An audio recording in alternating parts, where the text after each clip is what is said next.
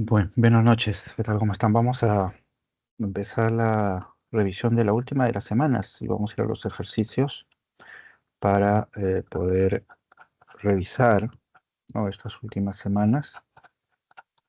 Esta sesión que está integrada, ¿no?, por dos a la semana, 17 y 18 según el temario. Ya estamos cerca al examen, ¿no? Ujú. Muy bien, entonces empezamos la revisión. Acercamos y mientras vamos a esperar sus consultas, pues resolvemos los ejercicios de esta semana, ¿sí? Empecemos con el primero. Eh, Dice la pregunta, ¿no? ¿Cuál de las siguientes consecuencias de la migración masiva hacia Lima durante el gobierno de Odría está más relacionada con la modernización urbana reflejada en la narrativa de los años 50, ¿no? Entonces, dice, ¿no? Nos está preguntando sobre el contexto, ¿no?, que rodea la migración, dice, ¿no? Dice, la concentración de migrantes en el centro de la ciudad, ¿no?, alterando la dinámica social de las clases tradicionales. Em, a ver, jala, es una pregunta que jala, ¿ya? Sin embargo, eh, recuerden que parte del fenómeno de la migración es el, digamos, el ensanchamiento, ¿no?, la crecida de la ciudad, ¿no? Y eso principalmente porque va a ir asentándose, consolidándose eh, esas invasiones a sus pueblos jóvenes, ¿no?, que van a ser el producto de la migración, ¿no? Entonces, la transformación de Lima no está, digamos, irradiada en el centro por la migración, sino sobre todo por la zona periférica, sobre todo, ¿no? Entonces, por eso, en el caso de la uno no es la clave. En el caso de la B, dice, ¿no?, el desarrollo de proyectos de infraestructura que transforman el entorno urbano y modernización de la capital, ¿no?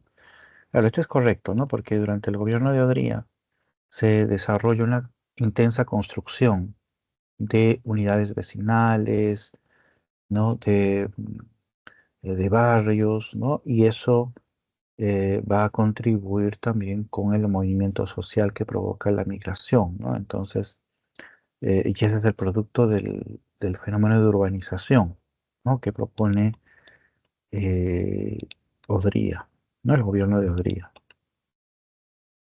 La C dice la creación de asentamientos informales en las periferias que dieron lugar a un nuevo modelo de urbanización desordenada, ¿no? Em,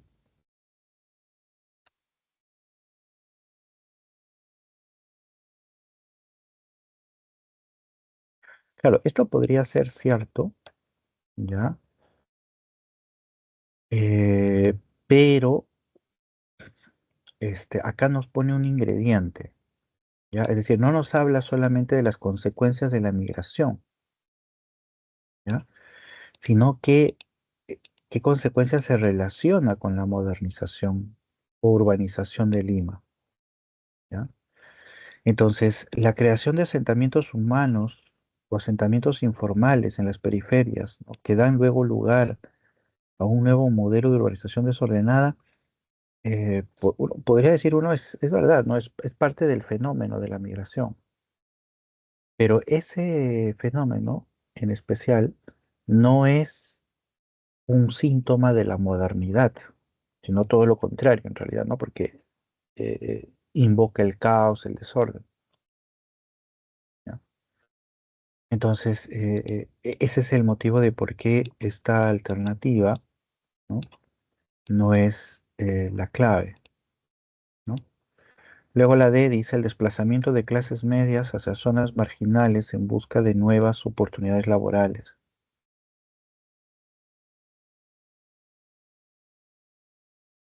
Bueno, aquí hay un dato inexacto, ¿no? Claro, hay un desplazamiento de las clases medias, ¿no?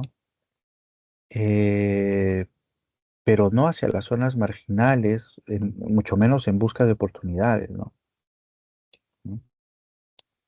Hay un desplazamiento, hay una marginalidad de las clases medias, pero no es que estas clases medias se vayan a las zonas marginales, es decir, a los pueblos jóvenes, por ejemplo, ¿no? A las barriadas, ¿no? Sino que su condición marginal se debe básicamente a los roles sociales, ¿no? Más que a la ubicación o al espacio donde se encuentren, ¿no? Entonces, por eso no va. La E dice, ¿no? La implementación de un sistema de transporte moderno para integrar las periferias con el centro urbano. Bueno, aquí hay un síntoma de modernidad, pero no tiene que ver con la migración, ¿no?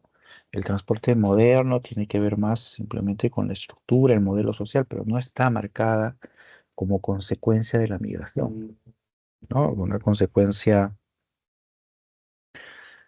Profesor, buenas este, noches. sí, ¿qué tal? ¿Cómo Bien. estás, Wilson? ¿Cómo te va? Sí, ahí le mando cuantas preguntas si me podría ayudar. Ah, ya, genial. A ver, vamos a revisarlas entonces, ¿ya? A ver, vamos a ir un segundo ahí al chat y revisamos. A ver. Ujú. Ya está, a ver, esta primera pregunta. A ver, un segundito. Ahora sí, ya cargó mi computadora, ya, a ver. Eh, ya, a ver, la 48. Dice, ¿no? Dice, en la novela indigenista El mundo es ancho y ajeno de Ciro Alegría, se retrata las vivencias de la comunidad de Rumi, una población andina que debe enfrentar ¿ya? ¿Qué cosa debe enfrentar? Quien lidera inicialmente a esta comunidad es el personaje que representa. Ya, ya, muy bien. A ver, lucha por la tierra, este es uno de los temas, ¿no? Luego dice, quien es liderada, la comunidad, ¿no? Quien es liderada inicialmente. Sabemos por la estructura de la novela que al iniciar la novela el alcalde es Rosendo Maki. Entonces hasta aquí la ha quedado. Y dice personaje que representa la sabiduría popular, ¿no? Y correcto, sí, Rosendo Maki es el personaje sabio acá, ¿no? El personaje de gran conocimiento con respecto a las creencias y tradiciones, ¿no? Eso es lo que va sobre todo a distinguir a Rosendo Maki, ¿no? Entonces, sí, aquí la clave es la A. Veamos las demás por qué no es la clave, ¿ya? Para redondear la lectura de la pregunta. Dice, guerra civil en los Andes. Bueno, ahí no se da. La novela no relata una guerra civil, es simplemente la lucha de un pueblo que es despojado de sus tierras, ¿no? Luego, Álvaro Amenábar no es quien lidera la comunidad. Él es el gamonal, él es el dueño de la hacienda Humay, ¿no? Entonces, por ahí la B ya desencaja. La C, disputa legal en provincia, que podría ser, ¿no? Porque hay una disputa legal, hay un juicio, ¿no? Y eso es lo que enfrenta la comunidad. Entonces, hasta ahí la C podría ser. Pero dice quien lidera inicialmente esta comunidad es Bismar Ruiz, no es el alcalde de Rumi, no lidera la comunidad, es un abogado que defiende a la comunidad en el juicio, ¿no? Y es un personaje que no representa la ética exactamente, ¿no? Porque al final él se vende, él es sobornado por Álvaro Amenábar, ¿no? Y por eso Rumi pierde el juicio. Entonces, Bismarck Ruiz en realidad representa la falta de ética, ¿no? Entonces, la C no es la D, ofensiva del Poder Judicial. Mm, podría ser quizá porque algunos jueces se coluden, ¿no? El abogado, quizá por ahí medio jalando la D. Pedro Maita, ¿no? No es quien lidera la comunidad al inicio, ¿no? Es Rosendo Maki, ya lo vimos. Entonces por ahí no va. La E, hostilidad del ejército. Bueno, la población enfrenta la hostilidad del ejército, ¿no? Pero eso es al final de la novela, ¿no? Al final, cuando el ejército viene ya a echarlos, ¿no? De las tierras de Yanañahui, ahí, ¿no?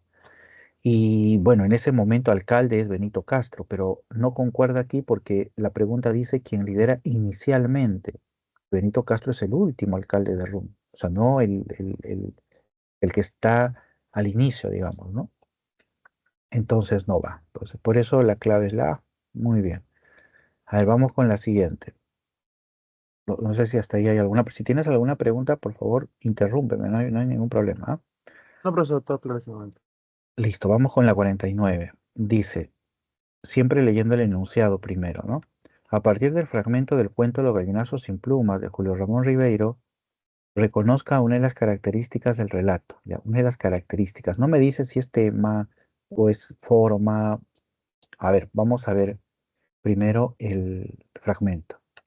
Al levantarse, Efraín Enrique, ya es hora. Bueno, está hablando el abuelo ahí, ¿no? A sus dos nietos los está levantando. Los dos muchachos corren a la acequia del corralón, frotándose los ojos legañosos. Con la tranquilidad de la noche, el agua se ha remansado y en su fondo transparente se ven crecer hierbas y deslizarse ágiles infusorios. Luego de enjuagarse la cara, coge cada cual su lata y se lanzan a la calle. Don Santos, mientras tanto, se aproxima al chiquero y con su larga vara golpea el lomo de su cerdo, que se revuelca entre los desperdicios. Todavía le falta un poco, marrano, pero aguarda nomás, que ya llegará tu turno, le dice, ¿no? Efraín y Enrique se demoran en el camino, trepándose a los árboles para arrancar moras y recogiendo piedras, de aquellas filudas que cortan el aire y hieren por la espalda. Siendo aún la hora celeste, llegan a su dormitorio, una larga calle ornada de casas elegantes, a su dominio, perdón, a su dominio, una larga calle ornada de casas elegantes que desemboca en el malecón, ¿no? Que es el lugar donde ellos van a recoger la basura, ¿no? Muy bien, a ver, ¿qué característica? A ver. A. Los personajes son mostrados en su lucha por sobrevivir en comunidad. Bueno, el enunciado casi casi es completo menos la palabra comunidad, ¿no? Porque en realidad ellos son solo dos. No podemos decir que haya comunidad y menos, ¿no? El lugar, la ciudad donde están, porque en realidad la ciudad les es esquiva a ellos, ¿no? Y el abuelo ni qué decir, entonces no hay sentido de comunidad acá. La A no va. La B, la narración presenta la relación de afecto entre un abuelo y sus nietos. Bueno, ahí clarísimo que no hay relación de afecto, ¿no? El abuelo los está levantando para que vayan a trabajar, para que ellos sean quienes se encarguen de alimentar al cerdo. Ya ahí no hay relación de afecto. Tampoco, ni siquiera algo evidente, ¿no? Que les hable con cariño, que les diga, bueno, traigan para el cerdo mientras yo les preparo algo, ¿no? Algo rico, nada. Entonces, no hay muestra de afecto, así que la B tampoco. C. En el relato, la voz narrativa describe la vida de personajes migrantes.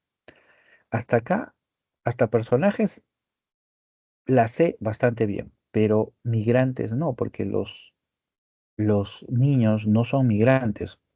Al menos eso no lo dice el texto. O sea, el cuento, mucho menos el fragmento de aquí, dice que los niños sean migrantes. Entonces, no va, la C. La D, el cuento muestra la situación de personajes marginales en Lima. Ya, este sí encaja, ¿no? Porque los niños y su abuelo y el cerdo viven en una casucha de esteras, ¿no?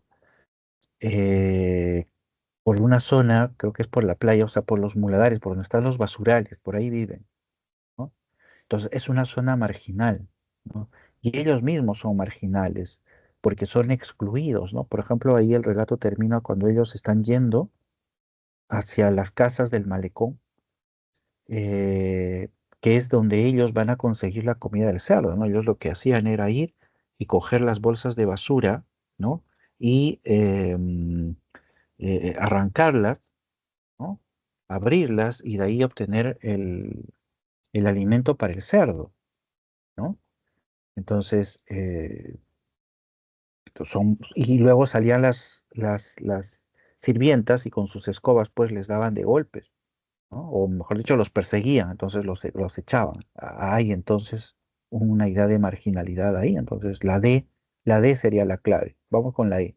La situación descrita es característica de las clases medias limeñas. Bueno, los niños no son clase media, mucho menos nos da algún rasgo de que sean clase media, ¿ya? Así que eh, no va, ¿no? Entonces la clave es la D, ¿sí?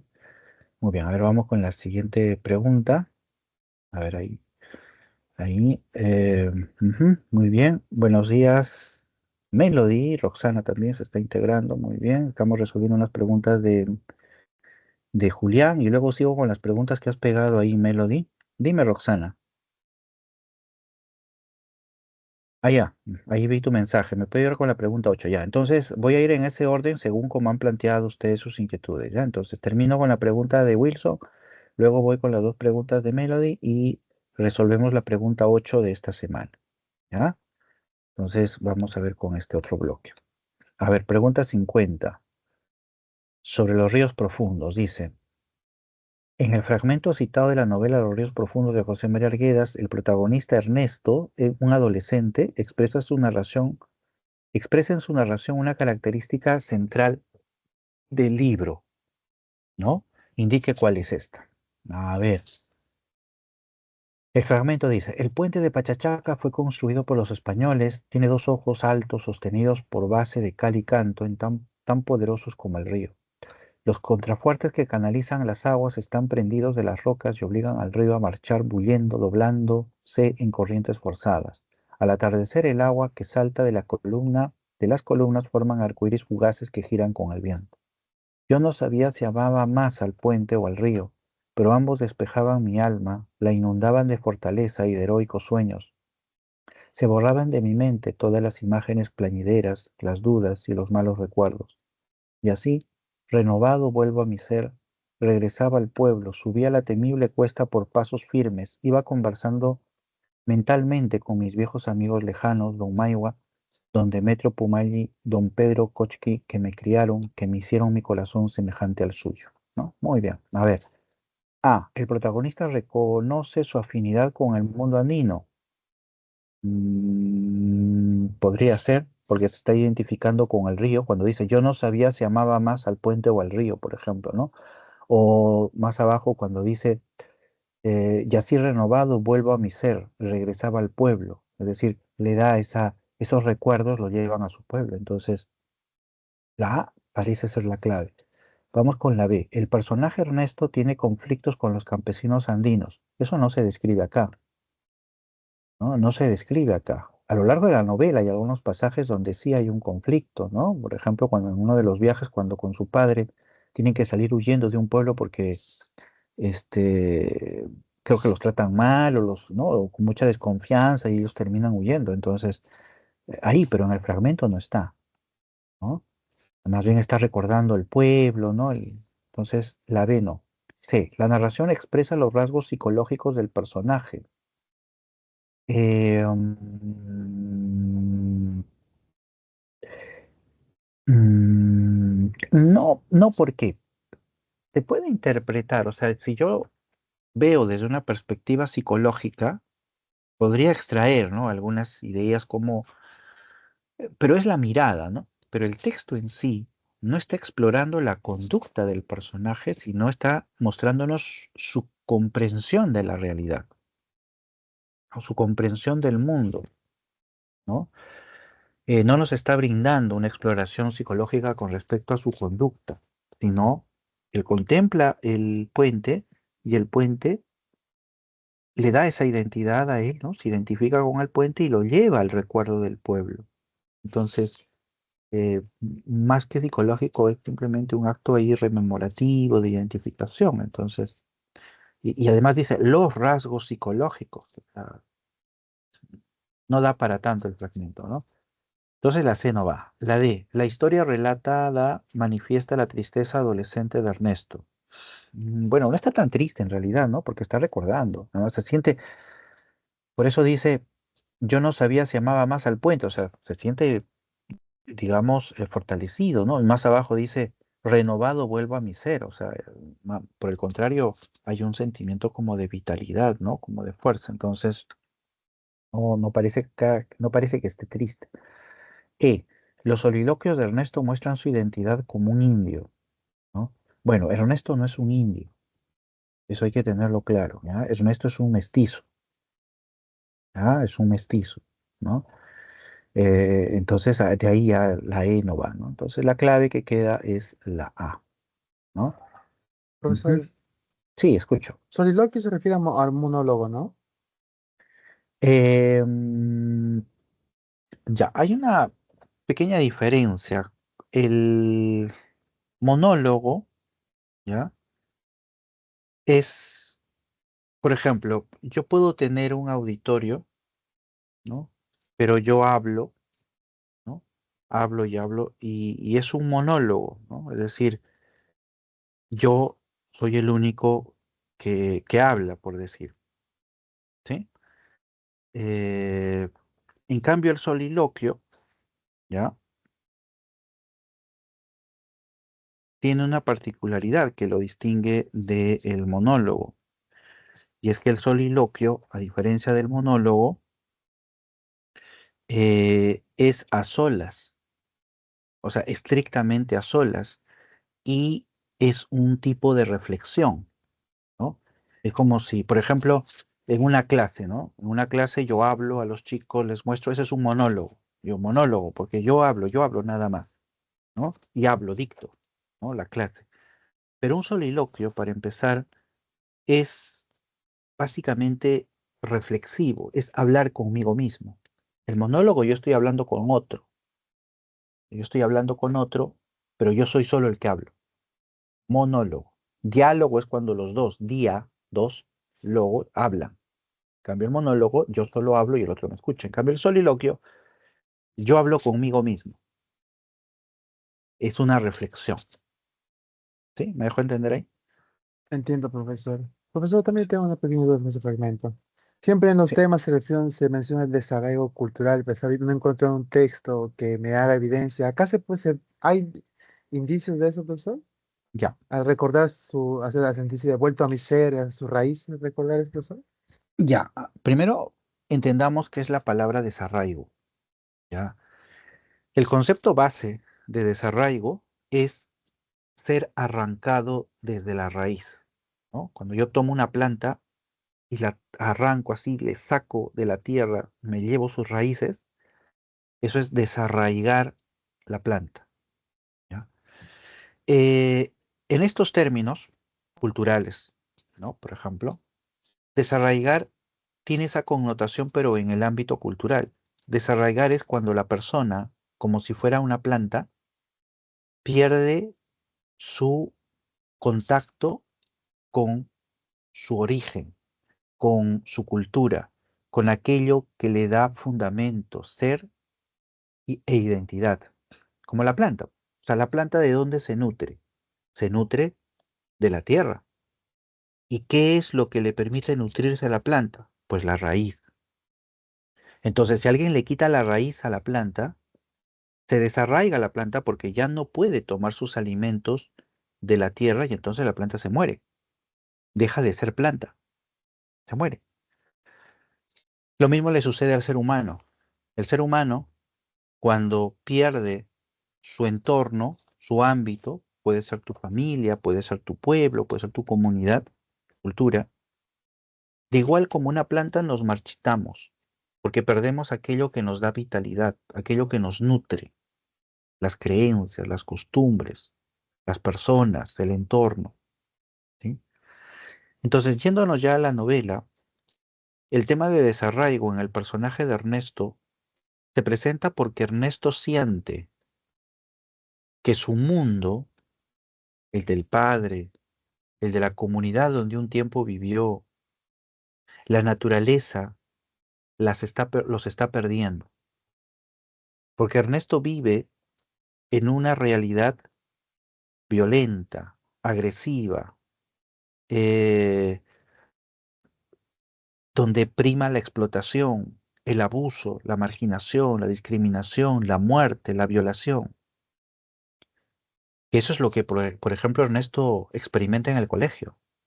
Todo ello está en el colegio.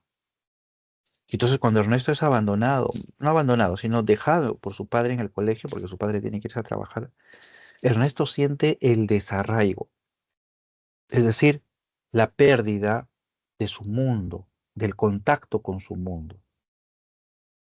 Y por eso en la novela, lo que vemos nosotros son formas en las que Ernesto trata de reencontrar ese vínculo, es decir, trata de encontrar esas raíces que lo nutran, que lo alimenten. Por eso es que Ernesto se escapa del colegio y se va, por ejemplo, a buscar a los indios de la hacienda Patibamba, ¿no?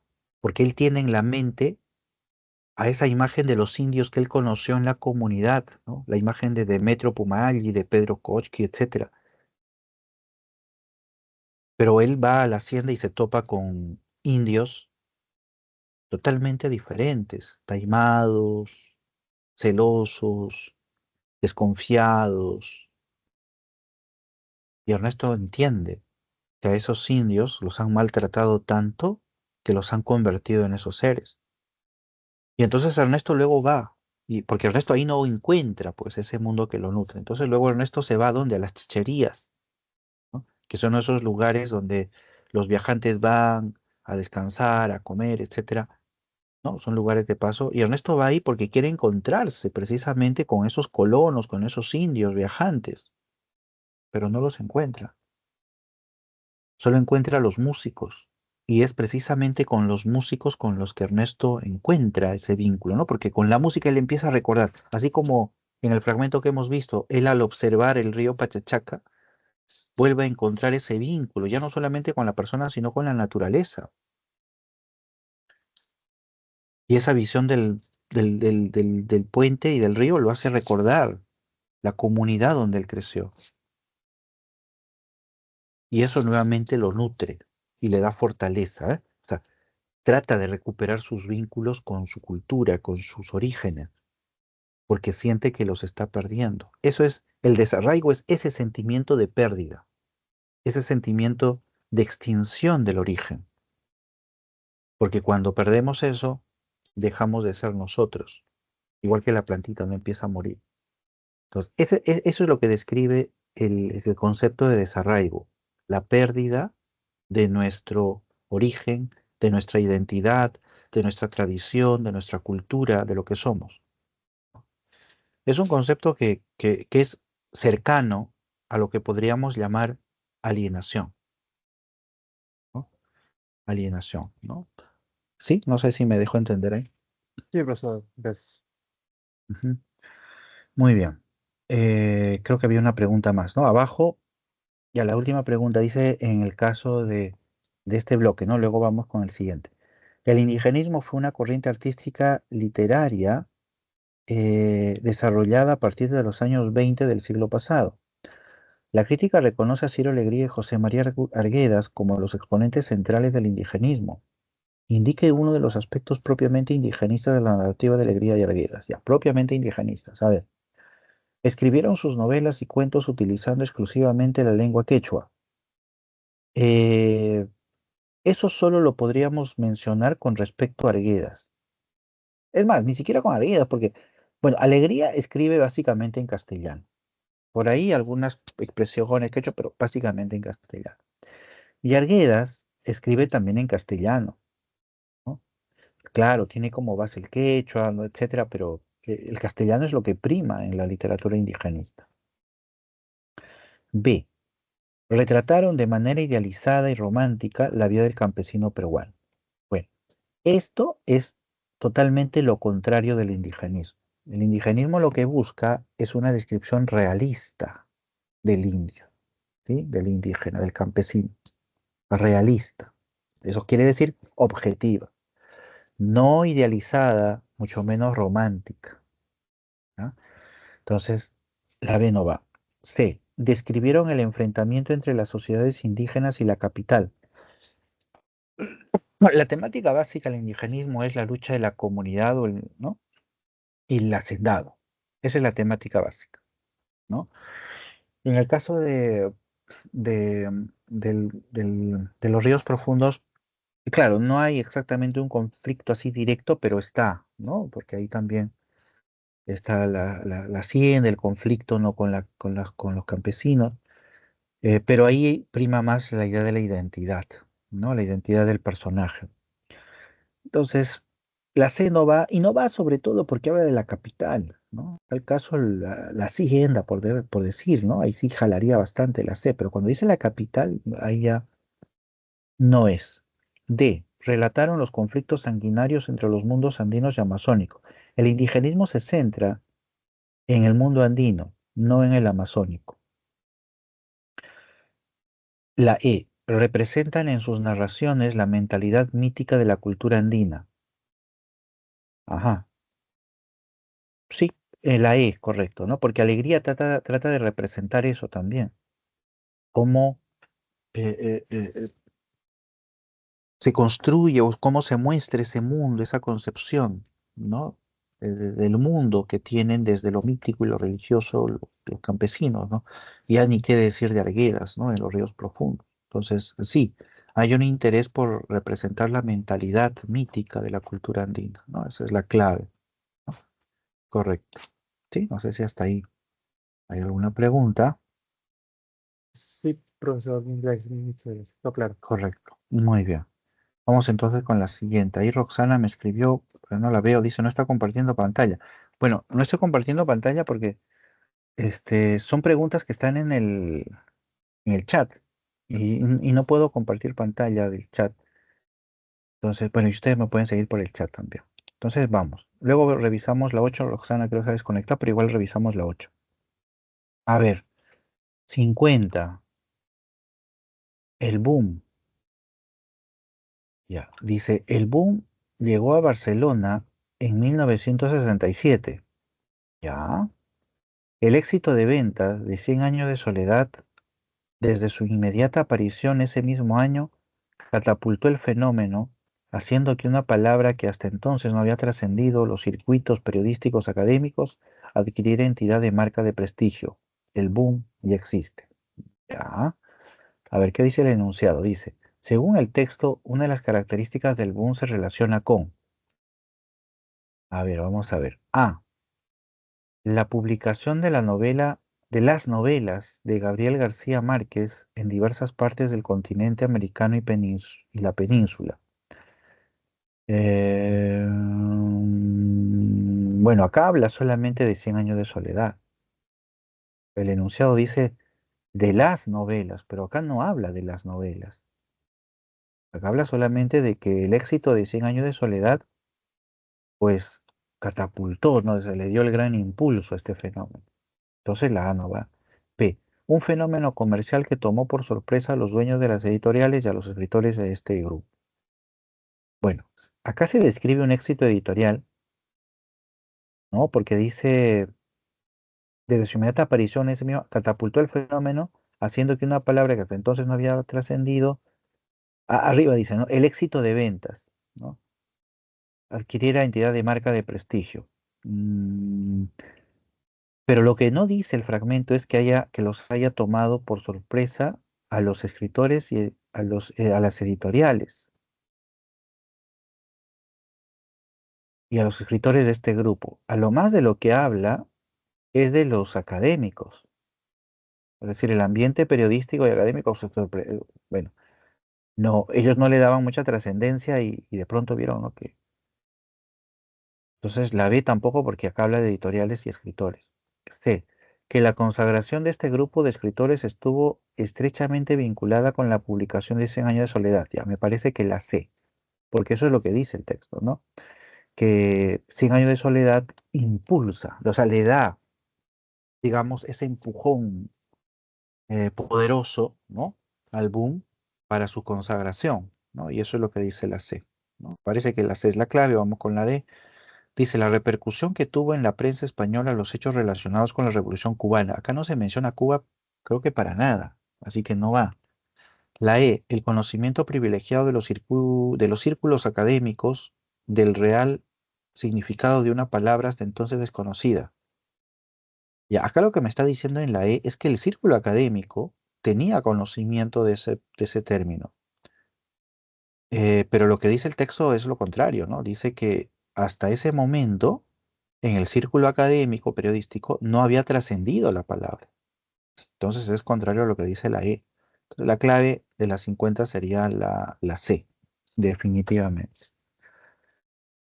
Muy bien, vamos con la 51. Dice, De acuerdo con el fragmento anterior del cuento El Caballero Carmelo de Abraham Valdelomar, el texto describe, a ver, veamos el fragmento. Buenas gentes, de dulces rostros, tranquilo mirar, morigeradas y sencillas, indios de las más puras cepas, descendientes remotos y ciertos de los hijos del sol, cruzaban a pie todos los caminos como en la edad feliz del Inca, atravesaban en caravana inmensa la costa para llegar al templo y oráculo del buen Pachacamac, con la ofrenda en la alforja, la pregunta en la memoria y la fe en, en el sencillo espíritu. Ya, a ver. Ujú. Es algún fragmento del Caballero Carmelo, dice. Ya, a ver. Ujú. Ya. Mm. Ya, a ver. Ah, el peregrinaje de los indios a un santuario de culto prehispánico. Bueno, parece que es la A, ¿no? Porque está hablando de indios acá que están marchando, ¿no? Y atravesaban, dicen caravana hasta la costa, ¿no? Hasta llegar a Pachacama, ¿no? Esto parece que es la A. A ver, vamos con la B. Las impresiones del narrador sobre los escenarios de la ciudad. Bueno, para nada se describe la ciudad acá. No va. C. La realidad social de una ciudad. Dale, no hay ciudad por acá. Guay. A ver, mujeres sencillos de más pura cepa, descendiendo remoto y cierto de los incas, cruzaban a pie todos los caminos. Solo me dice caminos. Como en la edad feliz del Inca, atravesaban en caravana inmensa la costa para llegar al templo y oráculo. Listo, no me habla de la ciudad, de que estén atravesando alguna ciudad. Entonces la B y la C no va porque hablan de la ciudad. D. La vida cotidiana de los pobladores de la ciudad de Pisco. Bueno, no me está hablando de los pobladores, de la gente cotidiana, de la gente nativa, digamos, de Pisco, ¿no? Habla de los indios que están atravesando y están yendo a Pachacama, eso es todo. Pisco creo que ni se menciona en el pasaje, así que no va. Y la E, el desarrollo de las festividades agrícolas de los pueblos costeros. No hay una referencia a una festividad agrícola, ¿no? Nos dice solamente que están yendo a rendir homenaje, ¿no? A Pachacamac, nada más, es un culto, y punto. Entonces, no, no sería esa la clave, ¿no? Entonces nos quedaríamos nosotros, Profe, disculpe, y en la D, que parece que fue una característica, no se puede tomar en cuenta porque no es respecto al texto. en la D. En la D dice la vida cotidiana de los pobladores de la ciudad. Ya, pero cuando nos plantean una pregunta de este tipo, ya en un examen, la respuesta tiene que salir exclusivamente del fragmento, ¿ya? Y en el fragmento no me dice que las personas que estamos viendo ahí sean personas pobladores de Pisco. O sea, no me dice. ¿Ya? Mira, imagínate que en el cuento los pobladores de Pisco se hayan disfrazado de incas y hayan ido hasta Pachacama. ¿Ya? Pero el fragmento tal cual está acá el fragmento, no me dice que sean pobladores. Entonces, como la pregunta me dice de acuerdo con el fragmento, no me dice de acuerdo con el cuento, sino de acuerdo con el fragmento, entonces yo me guío del fragmento nada más. Y aquí en el fragmento no dice que sean pobladores de la ciudad de Pisco, no me dice.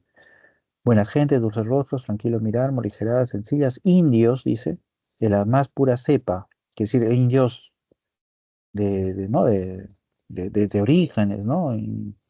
Por decirlo de alguna manera. Descendientes remotos y ciertos de los hijos del sol cruzaban a pie todos los caminos. Está hablando de los indios en sí, no de los pobladores de Pisco, entonces. ¿Sí? ¿Me dejo entender? Sí, profesor. Profesor, también hay preguntas donde sí toman en cuenta las características y lo que dice el texto y otras donde solo se toma en cuenta lo que dice el texto. No entendí bien tu pregunta.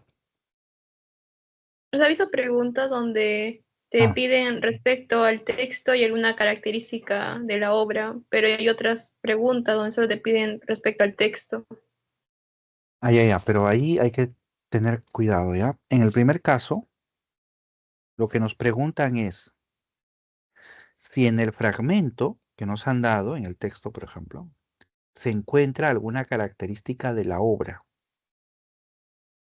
¿Mejor entender? Eso es lo que preguntan. Cuando mencionan la obra, es muchas veces así, ¿no?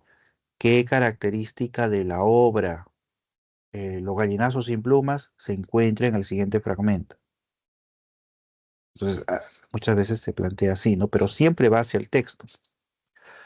Hay preguntas donde te dicen, de acuerdo al fragmento, algo así, ¿no? Son preguntas de argumento sobre todo. De acuerdo al fragmento, ¿no?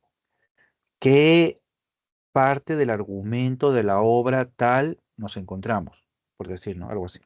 Entonces, claro, ahí hay que pensar en la obra, pero siempre hay que estar mirando el fragmento, ¿no? Porque todo va a estar en relación al fragmento. ¿Sí? No sé si eh, es clara ahí mi explicación.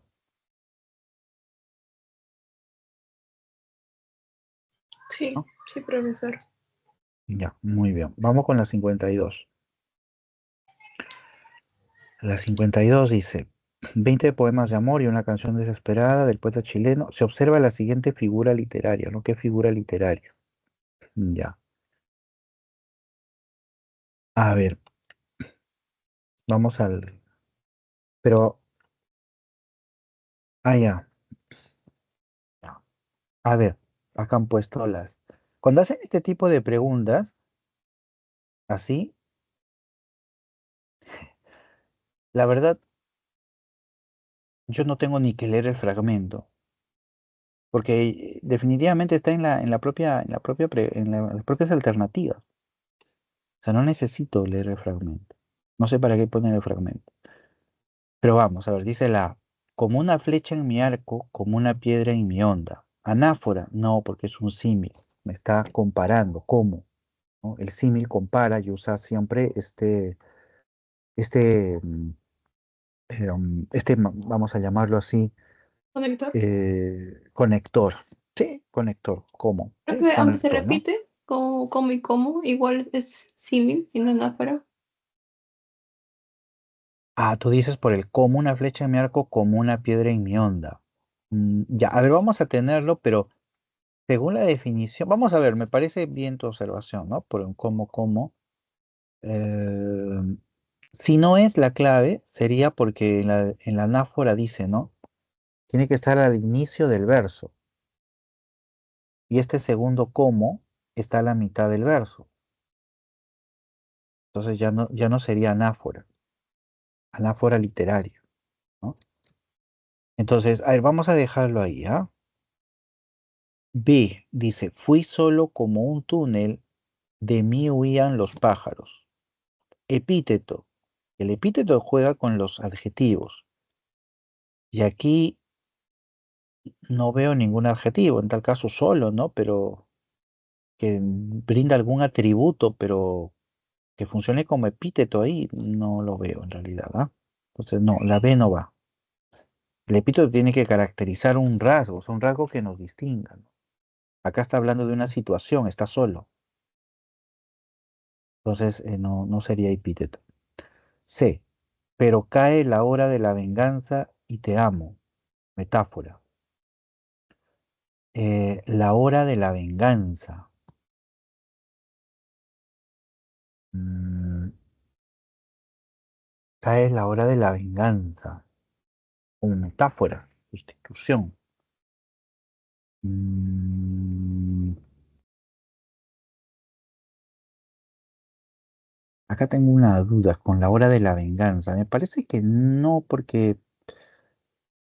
em, porque es literal, ¿no? Si uno lo lee literal, sí, dice, bueno, la hora de la venganza se está refiriendo a que es el momento de vengarse, ¿no?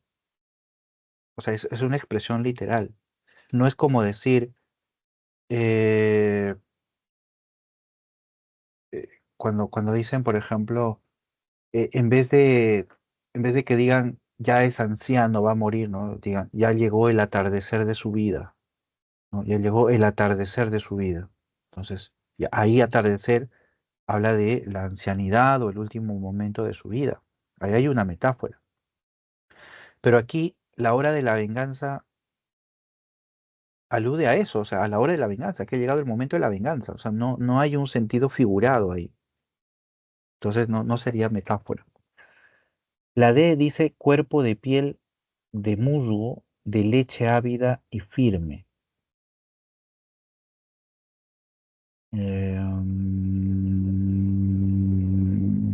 Ya, este me jala bastante la D.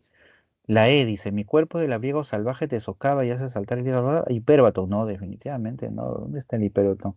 Verbo, te socava y hace saltar el hijo del fuego. Ahí no hay hipérbato. Ya. Entonces, cuerpo de piel, cuerpo de musgo, de leche y ávida y firme. Mm,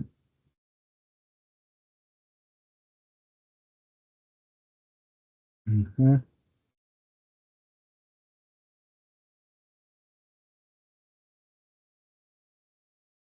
Bueno, yo me quedaría con la D, ¿ya? Porque la idea de la anáfora se supone, como dice nuestra definición, se produce al inicio, ¿no? Se produce al inicio, ¿sí? En cambio, a ver acá, déjame buscar, hay una figura, nombre de la figura, ujú.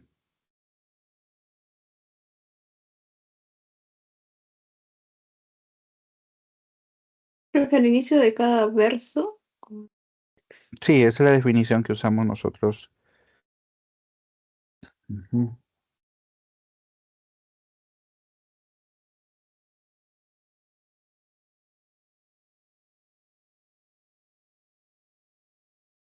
Ya, acá tengo, por ejemplo, me parece que este es la aliteración. A ver. Ujú.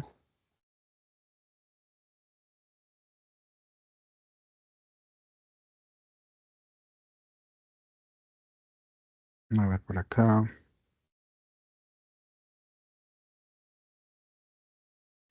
Sí, la aliteración es cuando se repite dentro, ¿ya? Dentro del verso, dentro de la expresión. En cambio, la anáfora es cuando se repite al inicio nada más. Entonces, aquí lo que tenemos nosotros es una aliteración, ¿ya?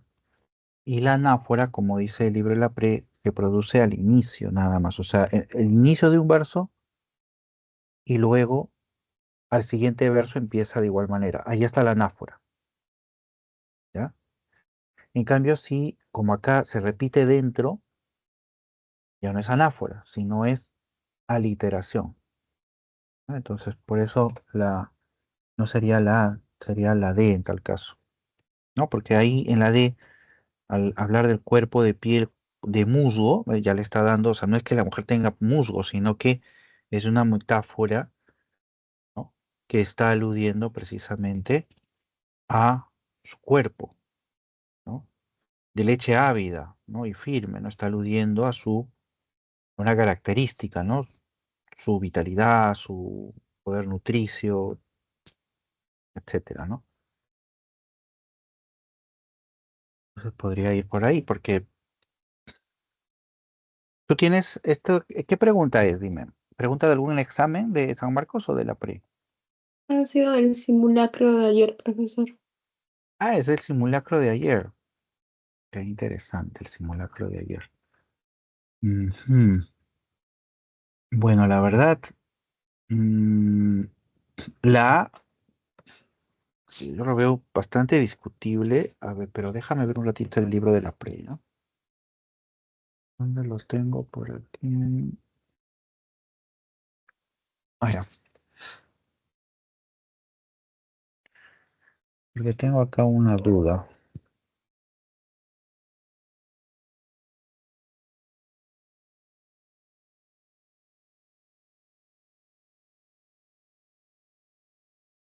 A ver, déjame un segundito por acá.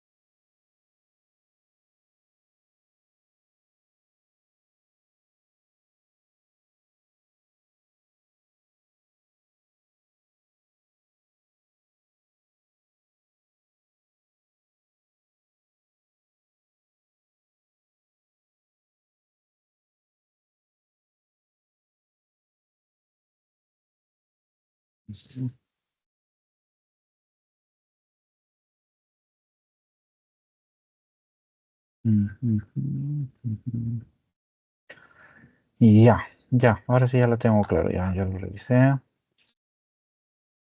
Está. Ya, me parece que es la A. Tienes razón, me parece que es la A. Solo déjame cotejar un segundito el texto de la pre. Acá está. Vamos con el 21. Acá está. Ay, no, cargué el otro. No importa. Ujú. Sí, me parece que la, porque, claro, lo que pasa es que la anáfora es la repetición, dice al inicio del verso o al inicio de la oración, es decir, al inicio de una unidad, ¿no? De una unidad eh, dentro, ¿no? De una oración, por ejemplo, puede ser entre frases, ¿no? Y eso se estaría cumpliendo acá, ¿no? En cambio, la literación es una repetición de un sonido, ¿no? Tres tristes tigres, por ejemplo, ahí no estoy haciendo anáfora, pero sí estoy produciendo la repetición de un sonido, ¿no? La frase, repite una palabra o frase al principio, aparece también en la prosa al inicio de cada oración. Pasa que acá hay un problema en la definición. Estaba que buscaba el solucionario en otra academia y marcaron la que dice metáfora. Marcaron cuál, la D, Ajá. cuerpo de piel, que dice metáfora. Sí, pues me parece que sí, la verdad.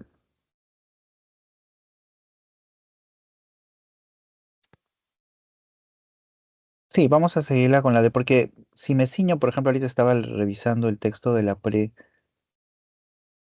dice el inicio del verso. Yo creo que esto es medio discutible, la verdad, si es anáfora. Cuerpo de piel, de musgo, de leche, ya viva y firme. ¿Es metáfora ahí? Mm, cuerpo, cuerpo de piel, de musgo, de leche. Mm,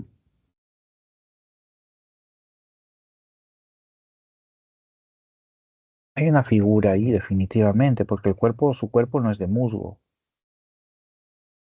Y entonces sería una metáfora de la naturaleza. Claro, una metáfora de la naturaleza, correcto. ¿Qué es lo que representa en la novela, perdón, en el poema, ¿no? La mujer como la madre naturaleza. Ujú. Ya, está bien, yo estoy de acuerdo ya. Vamos a poner la D, porque en la D hay una metáfora donde la mujer representa la naturaleza, eso es lo que se está marcando acá. Y en la A, bueno, en la A, la verdad, tengo mis dudas, ¿verdad? Podría calificarse como anáfora, quizás, pero pues, ciñéndonos estrictamente a lo que define la pre, pues no sería anáfora, porque la pre dice, si es en prosa, se acepta al inicio de cada oración. Bueno, acá no hay una oración. Como una flecha en mi arco no es una oración, es una frase. Como una piedra en mi onda tampoco es una oración, es una frase. Entonces, se cumple lo que dice la pre. No sería aquí un caso de anáfora, ¿no? Pero eso sería cuestión de revisarlo, ¿eh? De todos modos, yo Creo que lo voy a poner en consulta con los profesores para ver esta pregunta, pero definitivamente la D, hay una metáfora en la D, sí, hay una metáfora. Esa sería mi observación sobre esta pregunta, ¿ah? Así que este es del simulacro de ayer. Bueno, el simulacro también cuando hacen, a veces el simulacro se emocionan mucho. A ver, vamos con la última, 53. Dice, a partir del fragmento citado del poema de Mio Cid se infiere lo siguiente sobre su protagonista y sobre el poema. A ver, sobre su protagonista y sobre el poema. A ver, con lágrimas en los ojos, muy fuertemente llorando, la cabeza atrás volvía y quedábase mirándolos y vio las puertas abiertas y cerrojos quebrantados y vacías las alcándaras, sin las pieles, sin los mantos, sin sus pájaros halcones, sin los azores mudados.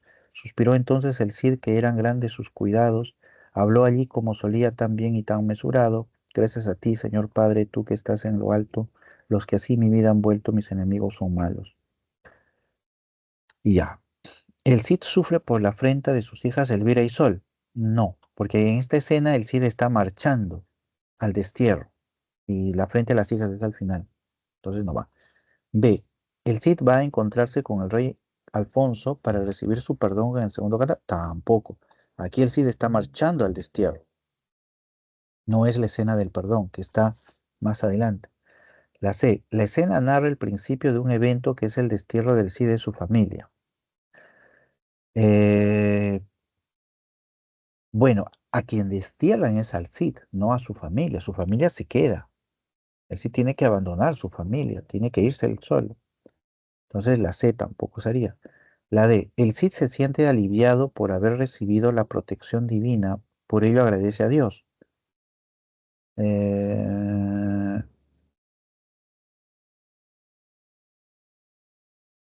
Recibido la acción divina, muy frecuente llorar, la cabeza atrás, pidió las puertas abiertas,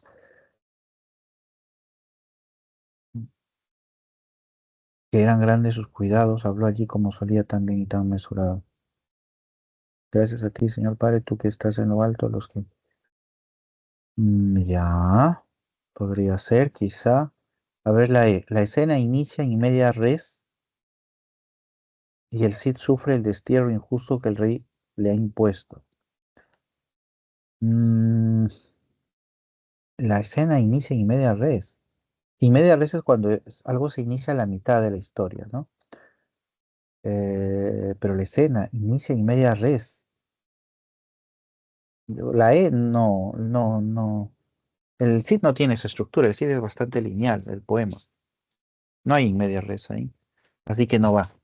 Así que, por descarte, la clave sería la D, ¿no? ¿Cómo observamos eso? Con lágrimas en los ojos, muy fuertemente llorando, la cabeza atrás volvía y quedábase mirándolos. ¿A quién? A quien va dejando. Y vio las puertas abiertas y cerrojos quebrantados, y vacías las alcándaras sin las pieles, sin los mantos, sin sus pájaros halcones, sin los azores mudados. Suspiró entonces el Cid que eran grandes sus cuidados, habló allí como solía tan bien y tan mesurado. Gracias a ti, Señor Padre, tú que estás en lo alto, los que así mi vida han vuelto mis enemigos son malos. Se siente aliviado de haber recibido la protección divina, por ello agradece a Dios. Bueno, debiera ser la D, pues, porque la A no puede ser, ni a cañones, porque es Elvira y Sol, o sea, ellas son agredidas después. Esta escena es una escena con la que se abre el poema. Es más, si no me equivoco, el primer verso es el primer verso del poema tal cual lo conocemos actualmente. Entonces, no va. La B, tampoco es la escena del perdón esta. No puede ser la B. C, narra el principio de un evento que es el destierro del Cid de su familia, pero la familia del Cid no es desterrada. Sus hijas, su esposa se quedan. Y la E, la escena inicia en media red y el Cid sufre el destierro injusto que el rey le ha impuesto. Eh, no, pues no hay media res aquí. El poema no empieza a mitad de la historia, sino empieza de manera lineal. La clave por descarte tendría que ser la D, ¿no? Interpretando esta escena como el sí dice se siente aliviado. La verdad, no sé, una interpretación que exigiría un poquito más, ¿no? Pero quedaría la D. No, no, no, por descarte queda la D. Sí, no sé si ahí quedó claro, ¿no? Al menos por descarte, digo. Pero esa parte de protección divina, ¿en qué párrafo está? ¿O en qué línea? Em, mm, bueno, acá lo que se está describiendo es que el Cid ingresa, ¿no? Em, y ve que el lugar donde está entrando, las casas, por donde está pasando, ¿no? Por la calle, las puertas de las casas están abiertas, los cerrojos han sido rotos, ¿no? Dice las alcántara sin las pieles, es decir, las pieles han sido sacadas, los mantos también, los halcones, ¿no? Y eso, dice, suspiró entonces el Cid que eran grandes sus cuidados, habló allí como solía también y tan mesurado. O sea, da a entender que el Cid ve que en ese lugar no hay nadie. Y entonces, porque él temía quizás que lo iban a atacar, entonces no hay nadie, se han ido, y entonces da gracias a Dios porque lo ha liberado de esa situación o lo ha liberado del problema o del peligro, por decir, ¿no? Entonces, por eso gracias a ti, Dios, ¿no? Entonces, ahí se entiende que él agradezca, ¿no? A Dios, ¿no? Porque lo ha protegido. Eso es lo que entendería, ¿no? Eh, Me parece por ahí, ¿no? Pero eh,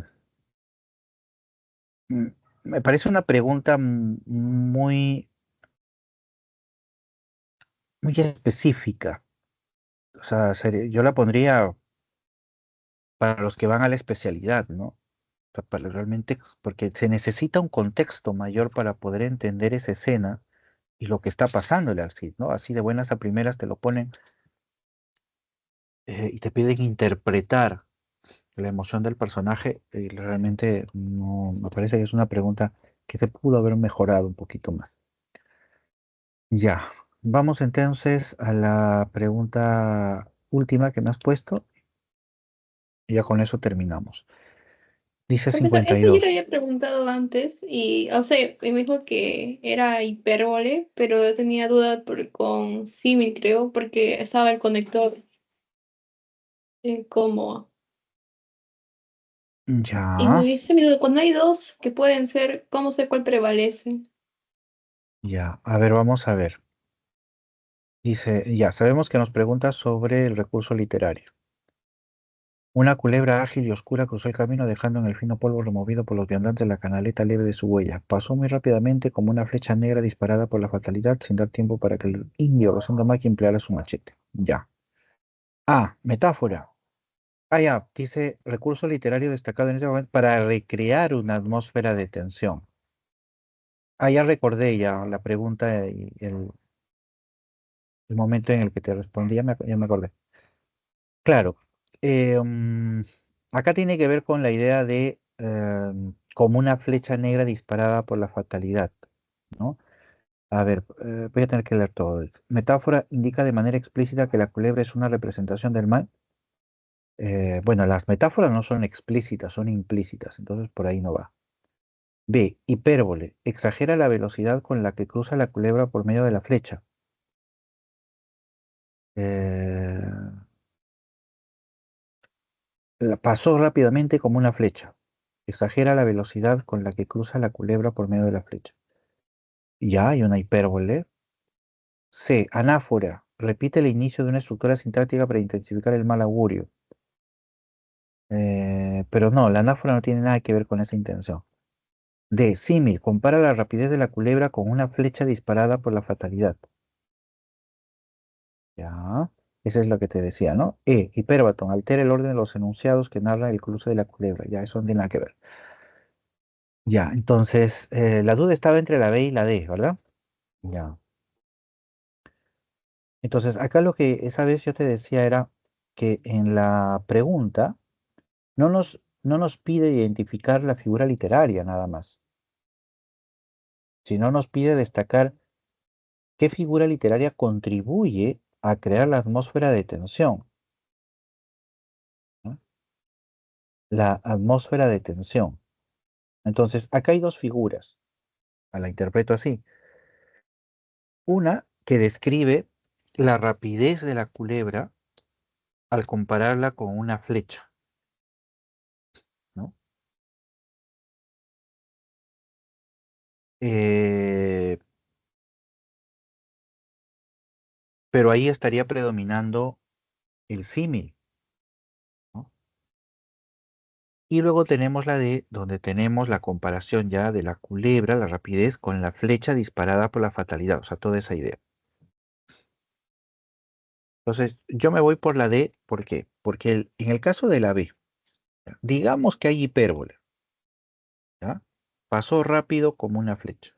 Digamos que hay hipérbole. Esa hipérbole no contribuye a crear la atmósfera de tensión, ¿ya? Porque solo me está diciendo que la culebra va rápido. Pero abajo, en la D, dice que la culebra va rápido como una flecha disparada por la fatalidad. Ese añadido, por la fatalidad, le da una idea que la B no tiene. ¿Qué es lo que provoca tensión? ¿La velocidad de la flecha o el augurio de la fatalidad? Fatalidad. Porque, claro, el augurio, porque Rosendo Maki va a tratar de matar a la culebra. ¿Por qué? ¿Porque va rápido? No, porque es el símbolo de la fatalidad. Entonces, para que la carga de tensión se exprese en la culebra, la figura completa tiene que contener tanto la flecha como la idea de la fatalidad, que es quien la dispara. ¿Mejor entender? O sea, en la B no podría haber esa atmósfera de tensión porque solamente cruza la culebra rápido. Pero en cambio, lo que le da tensión, lo que le da angustia al personaje es que esa culebra es como la flecha disparada por la fatalidad. Entonces, la Es fatalidad como es que lo que más le provoca. completa, profe. Eso, claro, correcto. Tu interpretación es correcta, ¿no? Tiene que ser más completa. O sea, la idea es más redonda. Y en ese sentido, por eso sería la D, ¿no? ¿Sí? ¿Sí? ¿Sí? ¿Me dejan ahí entender? Sí, profe, Ujú. gracias. Ya, muy bien. Correcto. Y termino entonces, ya el tiempo lo hemos rebasado. Termino entonces, Roxana ya no se encuentra. Voy a compartir de todas maneras la pregunta 8 y vamos a explicar la pregunta 8 que nos pidió Roxana. Profe, disculpe, cuando tengo este tipo de problemas así eh, de recursos literarios, tengo que guiarme del texto, algún dato que me den de más para ver cuál prevalece. Sí, claro, siempre va a haber. O sea, la idea de la pregunta de un examen es que haya una sola respuesta. Si tú te topas con dos alternativas y tienes una duda, tienes que buscar una pista, algo que descarte a una o la reafirme a otra. ¿Ya? Que hay una pista, o sea, el constructor, ya te lo digo por experiencia, el constructor hay veces plantea, ¿no? Preguntas donde dos claves pueden ser, o sea, te jala, pero te jalas no porque las dos puedan ser ciertas, sino porque se parecen, pero una de ellas, por un detalle, por una cosita, no es definitivamente la clave. ¿Ya? Entonces uno tiene que buscar la pista. Hay algún detalle, hay una expresión, tal vez en el enunciado, algo que le añadieron, o en el fragmento hay un dato. Entonces hay que volver, ¿no? Hay que volver ahí a revisar, ¿no? Es lo que te aconsejaría. Muy bien. A ver, por Roxana leemos la octava pregunta. Dice, ¿no? Aquí en la octava pregunta la clave es la C. Vamos entonces a explicarlo rápidamente. Dice, con respecto a los siguientes versos del poema Canto Villano de Blanca Varela, ¿qué característica de su poemario Canto Villano podemos identificar? Entonces dice, es la rosa de grasa que envejece en su cielo de carne, mea culpa ojo turbio, mea culpa negro bocado, mea culpa divina náusea. La clave dice, presenta una visión espiritualizada del cuerpo humano. Claro, es la rosa de grasa que envejece, se está refiriendo al cuerpo humano, en su cielo de carne, mea culpa ojo turbio. Sí, ¿no? Hay una visión espiritualizada del cuerpo, ¿no? La A dice, relaciona la figura femenina con la libertad y el deseo erótico. Eh, Tal vez podríamos decir que habla de la figura femenina, ¿no? Pero de que hable sobre la libertad, por el contrario, habla mucho de la culpa, ¿no? Culpa, culpa, así que no tanto de la libertad, ¿no? Luego dice, plantea una temática existencial de carácter amoroso. No habla del amor acá, ¿no? El amor es una segunda persona. Aquí solamente está hablando de su cuerpo, por eso no va. La D, manifiesta una perspectiva idealizada del sistema patriarcal. Mm, sí, probablemente esté aludiendo al sistema patriarcal, pero más que idealizada, está hablando de em, una visión, digamos, un poco crítica, ¿no? Del sistema patriarcal, no tanto que lo esté idealizando. Entonces, por eso no va la D. Y dice, expresa con realismo la imagen del cuerpo femenino. Acá lo que invalida es la palabra realismo, ¿no? Porque definitivamente no hay objetividad aquí, no hay descripción detallada, objetividad, repito, con respecto a la figura del cuerpo, así que por ahí tampoco va. Muy bien, esa es la respuesta a la pregunta 8. Vamos a concluir acá entonces, dejo de compartir. Muchas gracias por continuar hasta acá y nos estamos viendo. Hasta luego.